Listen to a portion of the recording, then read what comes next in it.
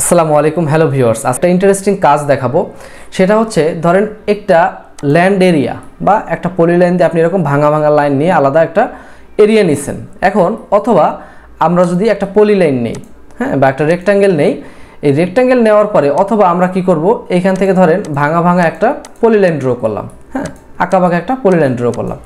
এখন আমরা যদি নর্মালি কি করি, এটার মেজারমেন্ট দেখতে চাই, তাহলে এখান থেকে কি করব, এখান থেকে এই যেটা বাঁকা লাইন সেটার জন্য অবশ্যই অ্যালাইন সিলেক্ট করব। সিলেক্ট করে এই দুই কর্নার সিলেক্ট করে এখান থেকে আমরা অ্যালাইনের মাপটা নিব, অথবা আমরা অ্যালাইনে ক্লিক করে যদি এন্টার দিই তাহলে এই মেজারমেন্টটা আমরা নিয়ে নিতে পারবো। কিন্তু আমার এখন কথা হচ্ছে, এই যে ভাঙা ভাঙা লাইনগুলো, বাঁকা বাঁকা লাইনগুলো, আমি সবগুলোর মেজারমেন্ট একবারে নিতে চাচ্ছি।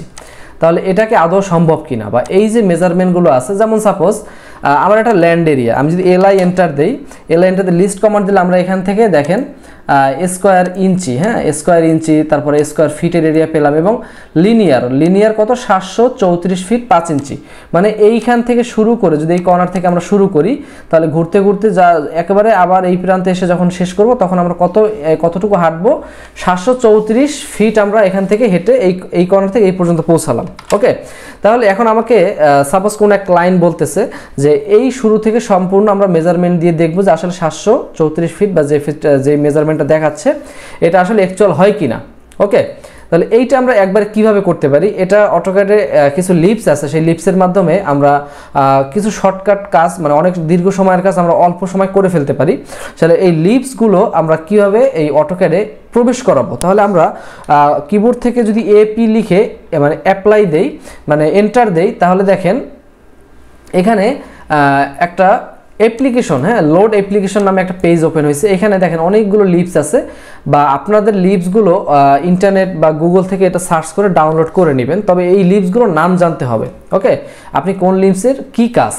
আমরা যে লিপসটা দেখবো সেটার নাম হচ্ছে পিইডিট। তাহলে আমাদের যে ফোল্ডারে আছে, আমরা এখান থেকে ধরেন ডেস্কটপে আছে, ডেস্কটপ সিলেক্ট করে আমরা এই ফোল্ডারে গেলাম, যাওয়ার পর এখান থেকে আমরা পি লিখে সার্চ করলাম, তাহলে এই দেখেন এই যে পিডিম। ওকে, এই লিস্টটার নাম হচ্ছে পিডিম। তাহলে পিডিম আমরা সিলেক্ট করে আমরা এখান থেকে লোড দেব, অথবা লোড দেওয়ার সাথে সাথে অনেক সময় নোটিফিকেশন আসবে, সেখানে আপনারা অলওয়েজ লোড ক্লিক করবেন।